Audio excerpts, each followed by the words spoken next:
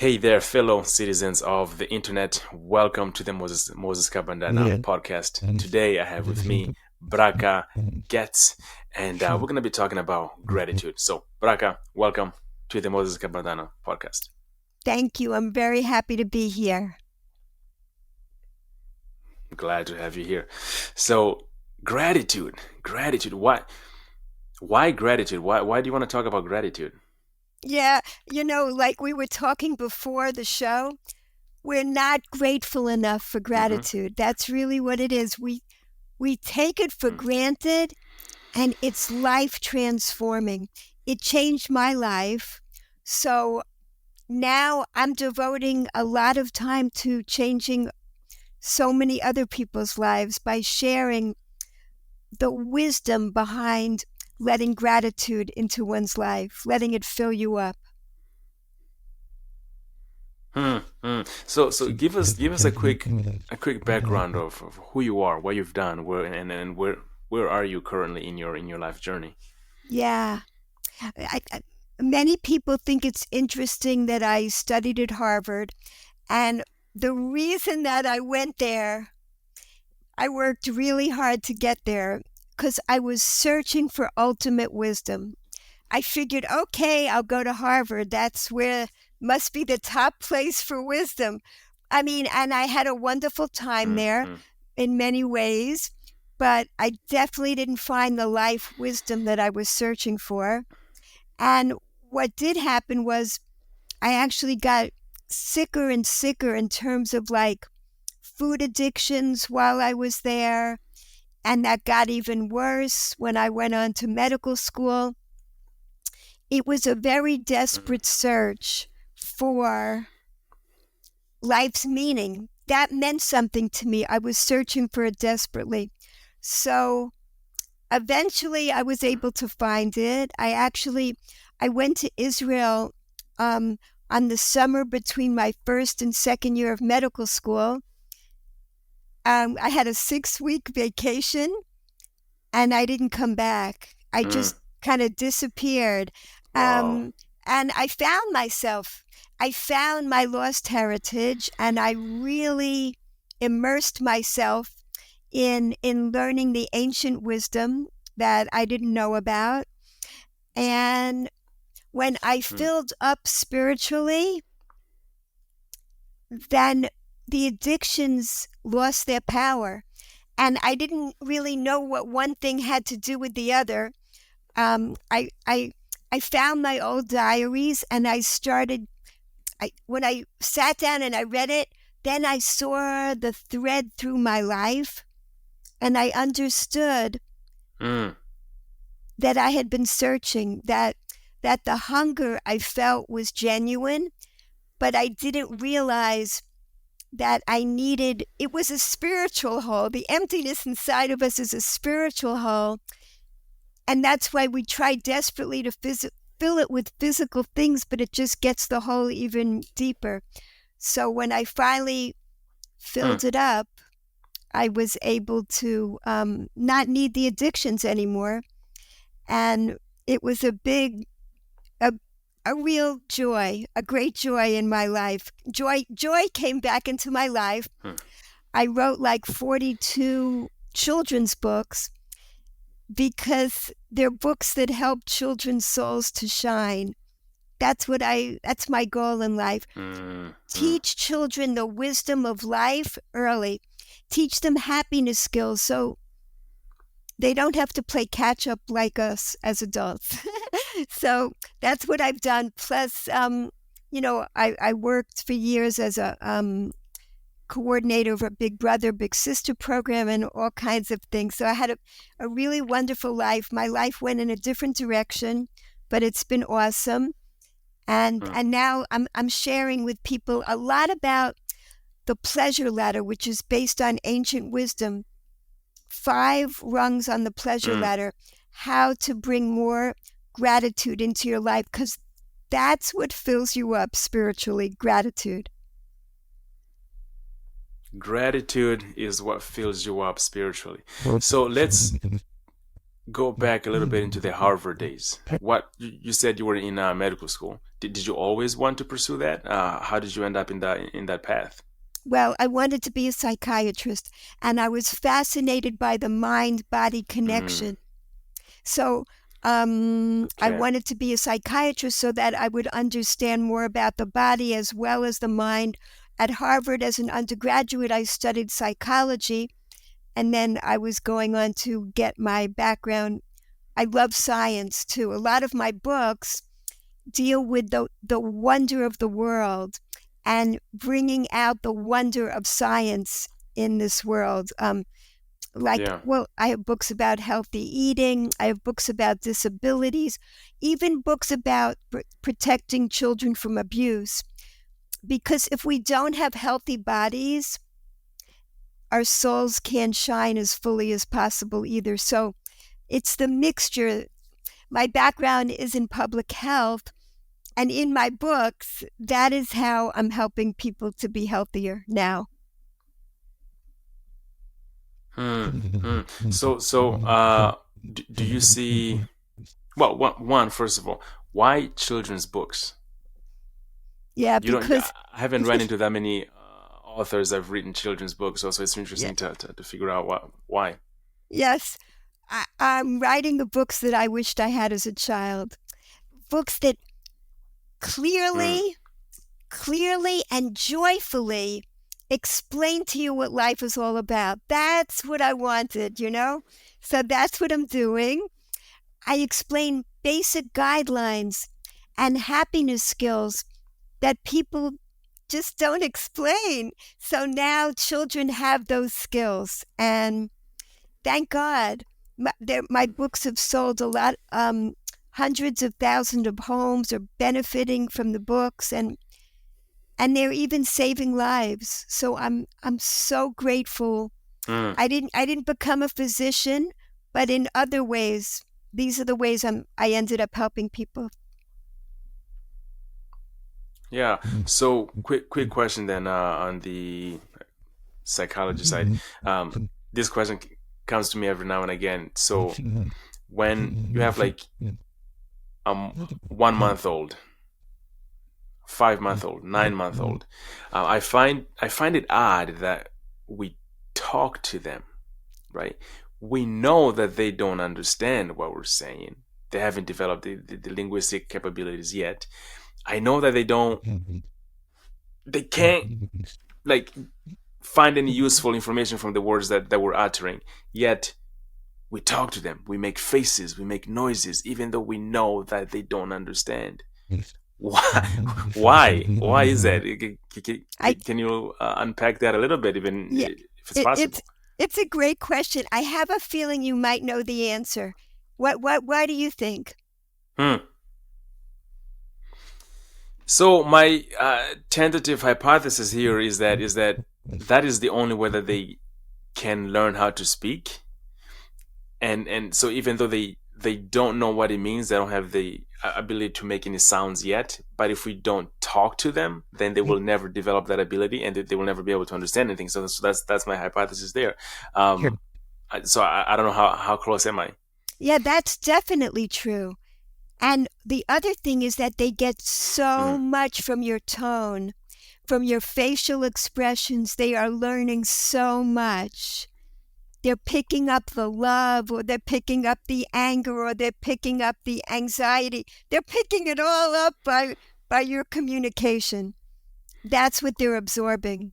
mm. Those are the messages the They children are a are getting. sponge. Yes, yes, Yeah. yeah. Huh. So then, um, have you written adult books? Only my memoir, because I don't like writing a lot of words. So Ah, so my memoir, okay. but my memoir, I didn't really Mm-hmm. write it. I compiled it. I took like excerpts from my diaries, Okay. my journals, my letters, Yep. and I filled in the missing pieces. So I didn't have Mm. to express a lot of, I like to say things as simply as possible. And I just read something really interesting. It says, the Mm. clearer that you understand something, the clearer that you Mm-hmm. understand something, the more simply you can present it. That's what I love too. And that's what a Okay. poet does too. You're presenting it at its core, at its essence. I love to get to the essence of things and then express that so people can absorb it readily. When you think about it, that's really what Einstein did. You know, E equals mc squared is the simplest Mm. statement, and it explains so much about life. So that's what I love to get to the absolute core. One sentence: E equals mc squared. We are all energy. We are all light. That mass, what looks like it's just physical is really energy, and Mm. it's really light. They one can be transformed into the other. So that is like fundamental wisdom. Hmm. Hmm. So breaking it down into the smallest digestible bit that Yes. can be understood. Huh. Okay. Simplicity. Simplicity. So for the sake of simplicity, then question that I have is: are there things that you find that kids or kids understand it much easier than adults, or things that we understand almost innately as kids, but then as time goes by, we tend to lose that Yeah. understanding. Great, great, great question. We are like a light. We are a light. We Hmm. are this resilient light. What happens as we get older, usually, we go through painful experiences, trauma, rejection, whatever. We put coverings over the light as we get older so that we don't even Hmm. realize Hmm. we still have this light inside of us that never goes away. So the Right. children are closer to that light, closer to being that pure light. If they've been abused or neglected as children, then the coverings start coming on really quickly, right away. But in Yeah. in our Yeah. in our lives, we have to peel off the layers in order to shine fully. Sometimes we need support in order to do that, and we need to Hmm. nourish that light, fuel it, give it the fuel that it needs to shine fully. So there's two things: nourishing that hungry soul, that shining light, to keep it shining fully. And if you've got coverings over you, almost everybody has layers on top of their shining soul. How can we Hmm. remove them so you can shine more fully? Hmm. Do you think that children forgive easier and faster than we do, They sure than adults do. do? Oh my goodness, they sure do. You know, it's Hmm. hysterical to Yeah. see. You see children fighting, and then they're Yeah. playing together right afterwards, and the mother's going, "How could you do that? I'd still be upset about what just happened." The as adults, we Right. carry Right. the grudges much longer, and children, thank God, have so much more resilience, and we can regain that resilience. Hmm. Hmm. Our minds, our brains have neuroplasticity. We can change our brains, but children, the neuroplasticity is even, stronger. They are so capable of forming new neural Hmm. pathways and learning new things, but we can still do it too as adults. Hmm. That's hopeful. Can you can you touch on the, let's say, the correlation between the lack of forgiveness and um well, gratitude, right? So what role does forgiving or not forgiving play in our ability or inability to be grateful for things? Wonderful question. It's carrying a grudge. You've heard the line, "Why let someone live in your house rent-free. That's what we're doing when we're upset with somebody. They're taking up our energy. They're taking away our light. They're doing all this because we're letting them. Now, I'm going to think right now about a person that wronged me years ago. And how do I get over it? I think about the fact that he lost his father when he was very young.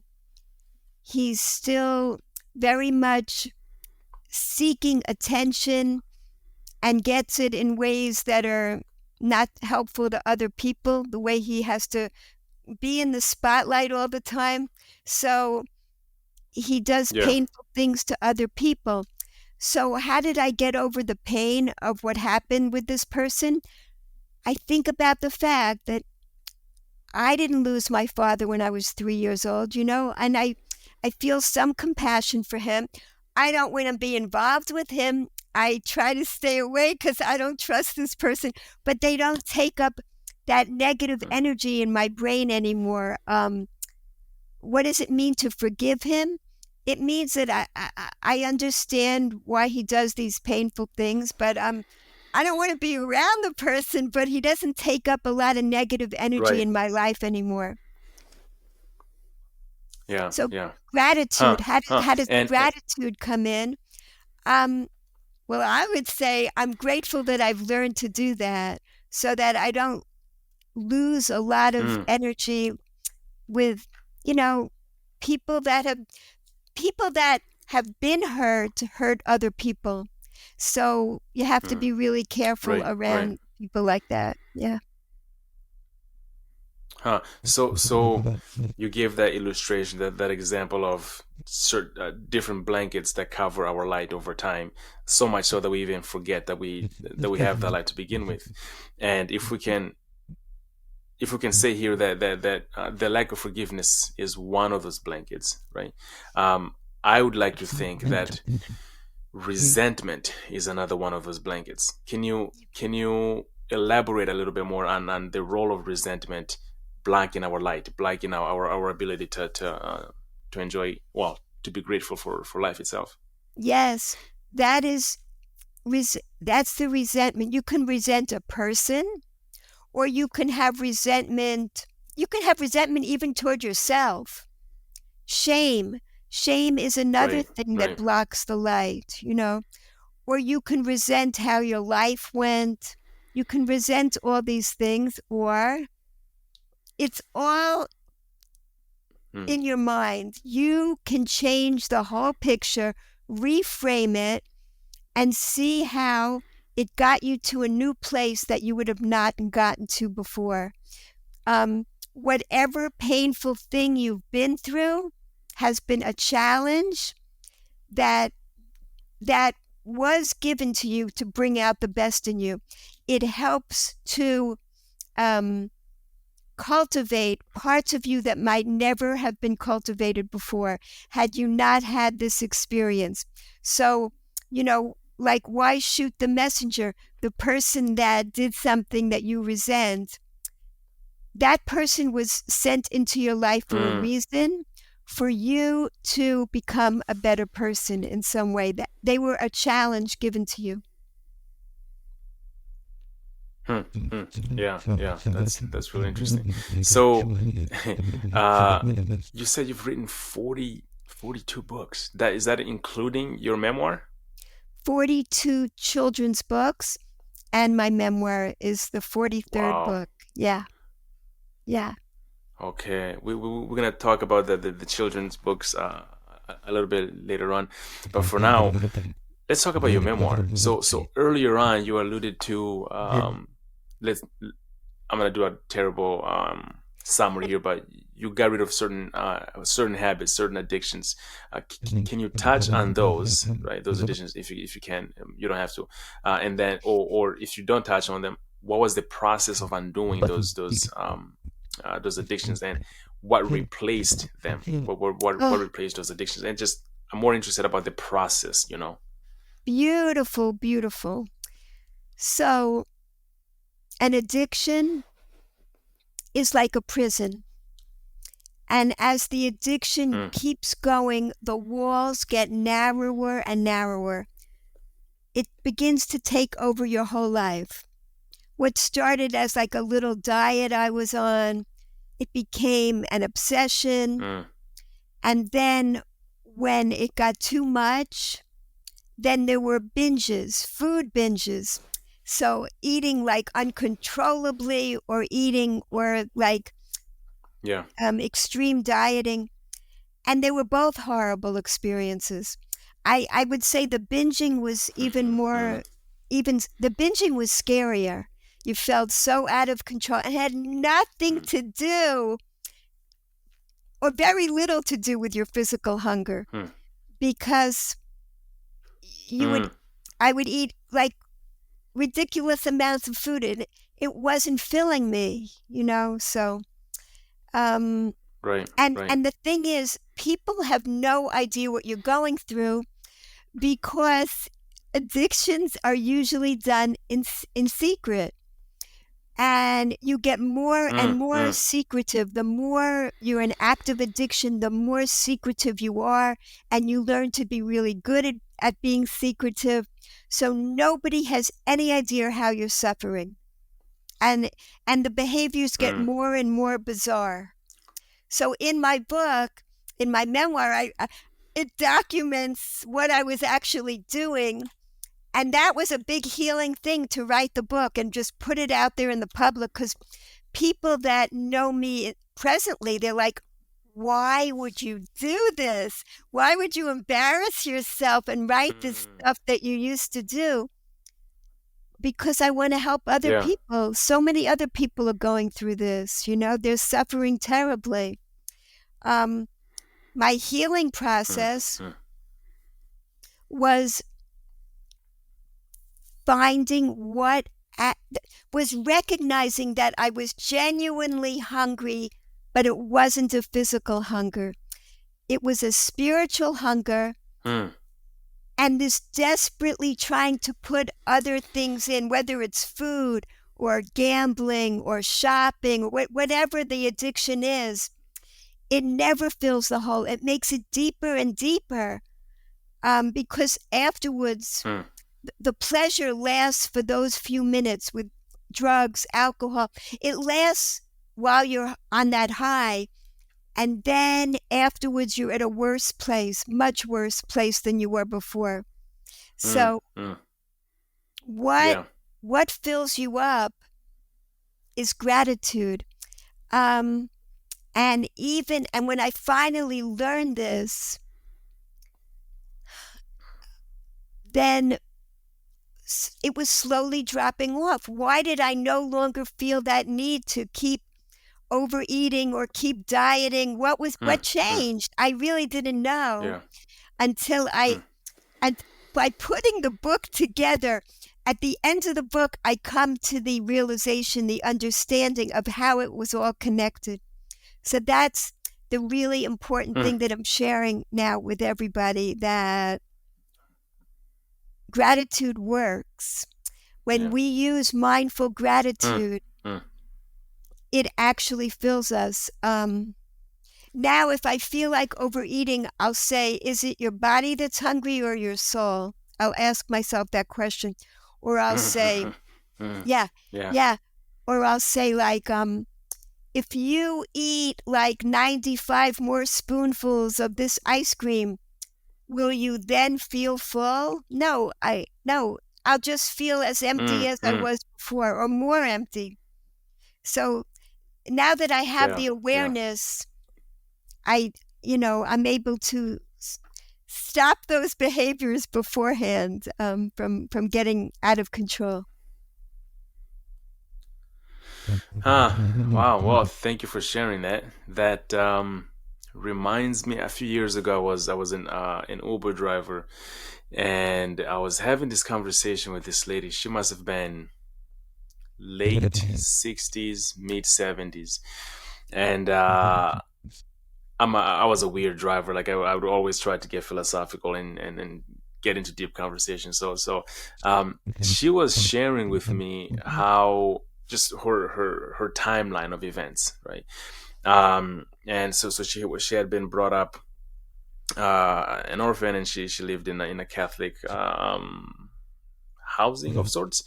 But since her parents had passed, she had tried to fill the hole of her parents with all kinds of stuff that alcohol, relationships that really didn't need to be there, just all kinds of stuff. And so she was sharing with me this her timeline, and I remember saying, "Hey, um, I share, some of the same similarities. My biological parents, they passed away when I was little, but then I asked her a question. I was like, did you ever think about just being comfortable with the fact that that hole is there and it does not need to be filled with anything other than what needs to be in there, right?" Wow. And she paused for a minute, and she's like, "Man, huh." And then we arrived to the destination, and she got out of it. But I could tell that, I think she walked away, with that statement there. Wow. So that kind of ties into with what you're saying, that hole doesn't need to be filled with things.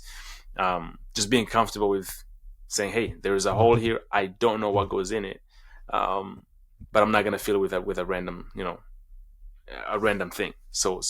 But that takes a lot of introspection, right? So can you walk us through the introspection process, right, of trying to figure out, okay, who am I, right? So you had diaries, right? You have things that you had written down, so you could travel back in time and see what it is that you were going through. But for someone that doesn't, and for someone that might be indulging into a bad habit, something that they shouldn't be doing, trying to fill a hole with something that they shouldn't be. How important is the process of introspection? I guess that's my question there. Beautiful. And I want to say that lady got a lot more than paid for than an Uber drive. Wow. You gave her something really valuable to think about. Now, I was a very Yeah. introspective person, but that wasn't enough. And neither was intellectual understanding, which I gained at Harvard too. Right. I see, my belief is that there's a spiritual basis to all types of illnesses, but it's especially obvious with mental issues and emotional problems. It's a craving for unconditional love. We all are looking for lasting pleasure in life. That's what we are all seeking. We were made that way. So for me, it wasn't enough to be introspective. I felt that something was missing. I felt I was a soul. I wasn't brought up in a spiritual way, but I felt that there was something that wasn't getting nourished, and I didn't know I was a soul. I didn't have any understanding of that. So what could be missing? My life seemed okay. What was missing was the nourishment for my soul. It wasn't until I learned the ancient wisdom. I'm going to hold this up. It's called the pleasure ladder. This is what helped me so much, because it explains there's 5 levels on the pleasure ladder. And it seems to correspond to the 5 fingers on our hand, because what it's saying is it's within our power to bring pleasure into our life. So yes, introspection could do it, but we need the understanding, the knowledge, the wisdom of how to do it. Once we have that wisdom, this is not coming from my head. This is coming from ancient wisdom, ancient mystical wisdom, that once we have that, we can integrate it into our lives. It's in our hands. So these 5 levels of pleasure, they correspond to the 5 levels of the human soul. The lowest level of the soul is the part that's connected to our body. So what nourishes the lowest level of the soul that's connected to our body? All the natural physical pleasures in this world, like the natural foods, the movement, exercise, running, gardening, swimming, dancing. These bring us Yeah. music. All of these things, they nourish our bodies and our souls when we experience them with gratitude. With the addition of gratitude, they nourish not only our bodies, but also our souls. So that's the lowest level, all the natural physical pleasures. And then the next level up is love. Now, love, we think of love as being dependent on somebody else. So how can it be empowering? How could it be in our own hands to bring love into our life? Great. So the ancient definition of love is focusing on the virtues of another. What do you appreciate about someone else? In other words, when we focus on the virtues of someone, we can fill ourselves with the warm emotional feeling of love. We could bring it into our lives without the person being there. Like if a person was in solitary confinement in prison, they could still bring love into their lives by just, let's say, focusing on a grandmother that once did a kindness for them, and then they're inspired to be a better person. We can bring love into our lives at any time. So, and that's an even more lasting pleasure. Each level up brings more connection, because when we have an addiction, or when we're lonely or bored, we're feeling disconnected, estranged, we're feeling separate. So it's connection that we need. And gratitude brings connection, because gratitude is the connection between recognizing that somebody is giving to you, or something is giving to you, whether it's an orange.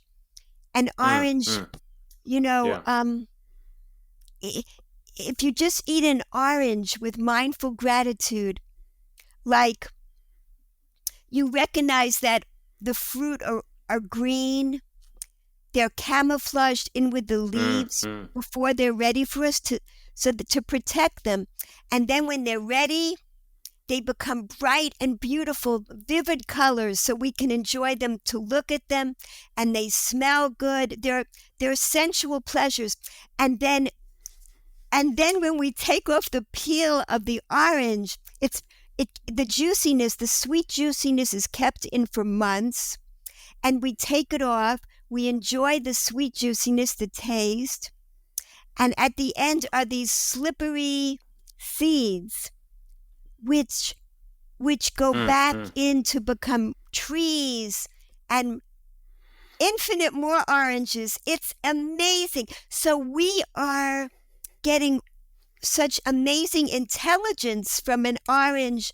The intelligence in a seed is unbelievable. And also such loving kindness. When we enjoy that orange, feeling the loving kindness that's packed into it, we're transformed. So we're uplifted physically and spiritually. So I don't know if you want me to go up the rest of the ladder. Those are the two lowest levels. No, wow, that's amazing. That's ancient wisdoms. Where if someone wanted to dive a little bit deeper into these ancient wisdoms, what corners of the internet or libraries or books could they go find those? Yeah. So, well, also I have a chart with a lot of the information I just explained. Actually, people can download it for free from my website. But also it's in the Kabbalah, which is ancient mystical wisdom. That's where it's from originally. And there was a rabbi that taught me this, who is no longer alive, Rabbi Noach Weinberg. People can research his writings because he wrote all about this. It's from him that I learned it that summer. why I never ended up returning, because I ended up delving into all this. Wow. Wow. I had this podcast idea a while back that I wanted to travel around the world and collect idioms and anecdotes that are told in different cultures, because there's anecdotes just carry so much power and so much messages that not only are they specific to that culture, right?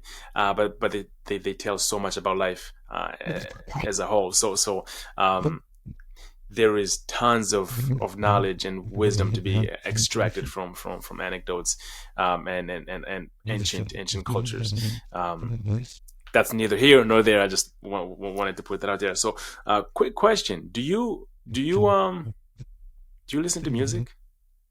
I love music. I love dancing too. Yeah. Yeah. What's your top two songs right now? Oh my. Well, they're It's a tough one. They're in Hebrew, so I don't think you could relate to them. but okay. But they're actually forms of prayers put to music. And I go to this class where we dance to them, and every minute I'm dancing, I feel like it's this beautiful prayer. So I just love it. And we're a whole bunch of us dancing together, and it's just an awesome experience. Yeah.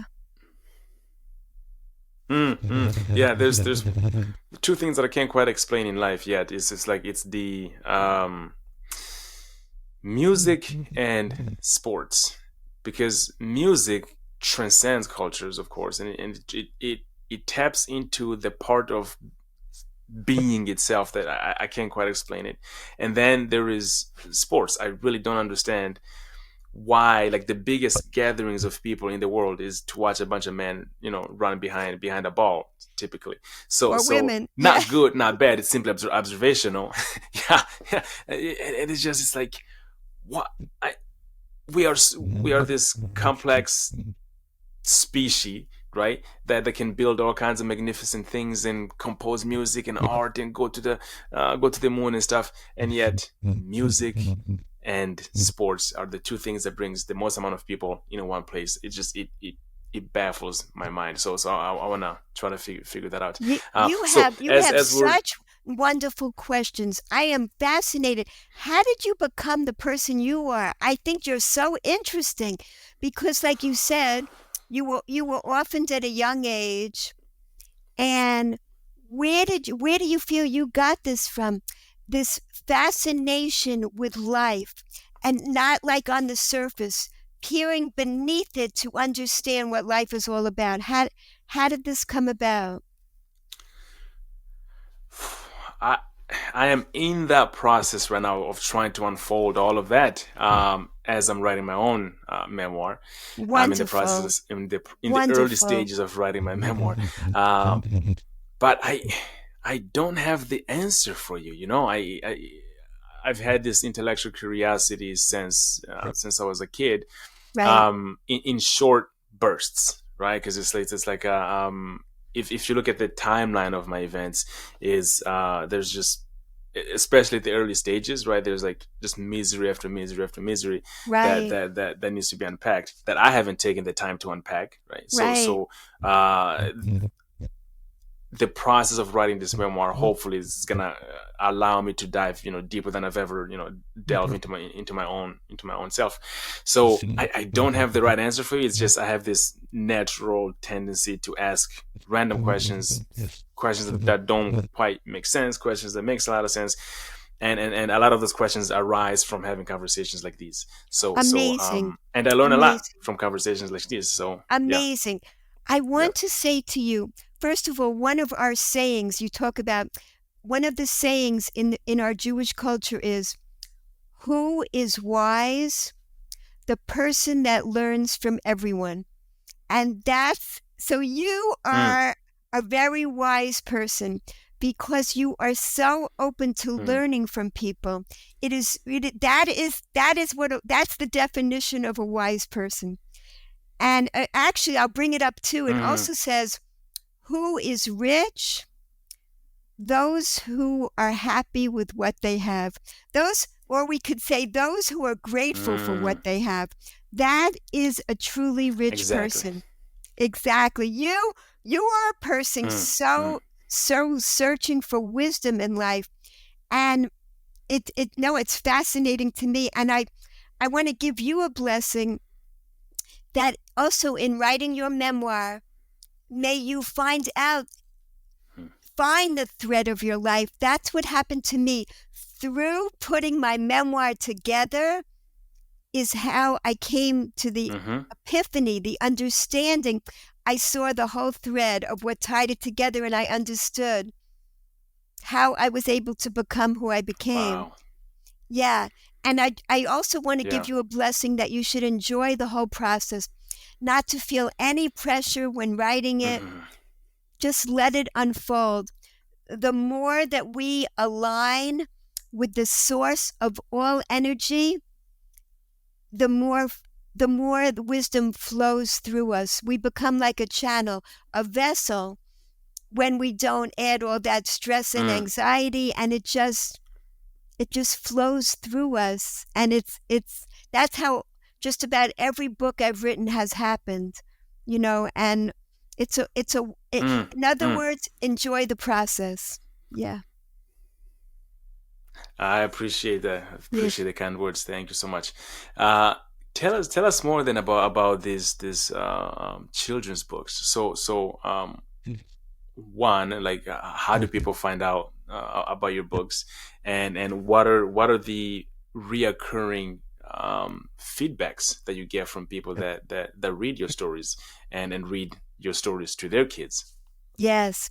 And one of the secrets about writing children's books is that you're able to get your message to every single age.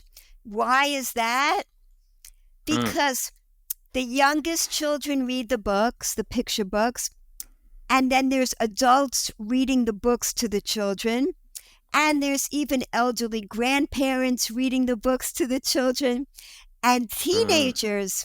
When they see the books laying around, when teenagers, they pick up the books when no one's looking, and even they get the messages in a short and delightful way. So it's the best way to get messages out into the world. If you're an idealistic person like I am and you want to get your messages out, it's the best way, through picture books. And it comes naturally to me because I really identify as a child in so many ways, and I've never lost my sense of, or I did lose it. I did lose it for some years when I was suffering, but I got it back, my sense of wonder and my sense of curiosity, which I think you have too. You've got that sense of wonder and curiosity about learning from the world. So it just comes, it comes naturally to me to write in a child's voice. Yeah. Oh, so one of my newest books, I'll show you. One of my newest books, which I think you'll enjoy, is Don't Read This Book. This book, this book took me longer than any book to write, because I started it like 30 years ago. I had the title. Wow. I had the title. I had most of the book written, but I did not have the ending to the book. And that just came to me recently when I was able to finish the book. Why? Because I didn't have the wisdom. I didn't have the missing piece of wisdom to end the book. And now that I got it, I was able to do it. And it's already helping children. It's teaching children that there's a voice inside of all our heads trying to make us miserable. And it's working all day long. So that's the voice that says, don't read this book. It's drawn as a fly, because you keep swatting a fly away and it keeps coming back to bother you. It's all day long. There's a voice trying to make us miserable. And what I didn't realize, that's the surprise ending of the book, is that, see, if we get the tools, we can overcome that voice. So I'm giving young children these tools at a very young age. When you have it young, you have it for the rest of your life. So what does the voice do? It gets you to focus on what you're lacking. And it says, oh, you'll be happy if you get that. You'll be happy if you get this. Instead of focusing on what you already have. So when you learn this, you can always overcome it. Because the minute you go, oh, it's that voice again, trying to get me miserable. Bye-bye, and so you can overcome it. So the ending, the surprise is that voice is also a blessing. That voice, I'll show you. It's like this. Oh my goodness, it's so heavy. It's a barbell. It's pushing on you. It's a weight. When you push it off, what happens? You grow muscles. You grow your gratitude muscles. Each time you push away that voice, so that voice is really helpful. It's there to get you to lift it off. It's like a personal trainer designed especially uniquely for you. It knows where you're weak. It knows how to get you miserable. It knows what you're lacking. And you push it off and you grow, become a more grateful person each time. Become a more grateful person each time. Bracha, thank you so much for coming to the Moses Kabandana Podcast. Any final thoughts that you'd like to leave the audience with? It's been a great conversation. Thank you so much. I'll just say that any moment that you're being grateful is a moment that you're not being miserable. Every single moment. So celebrate any moment that you're feeling grateful. And don't be upset when you're not grateful. Just say, okay, I had one moment. Maybe I can get 2 moments. Just grow it like that. And just what you're going to find after a while, it's filling up your whole day. That's what I hope for everybody. A full day full of gratitude. Bracha, again, thank you so much for coming to the Moses Kabandana Podcast. It's been great having you here. My pleasure. Thank you so much. A pleasure to meet you.